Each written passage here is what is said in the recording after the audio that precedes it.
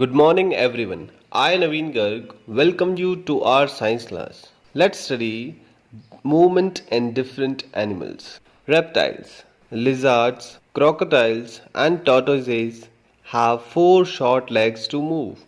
Turtles live in water. They have four limbs that act as flippers to help them swim. Snakes do not have legs. They have scales on the underside of their body that enables them to move. These scales help it to grip the ground and move its body. It can move easily on the rough ground but finds it difficult to crawl on a smooth surface. Birds. The birds are very light as compared to their size because their bones are light and hollow. The boat-shaped body and a pair of wings attached to powerful muscles help them to fly. Mammals. Mammals have four limbs.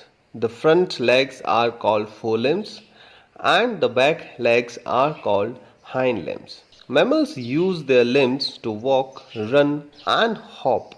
Human beings. Human beings use their legs to walk and stand erect. The legs and feet supports the body weight and helps to move. That's all for the day.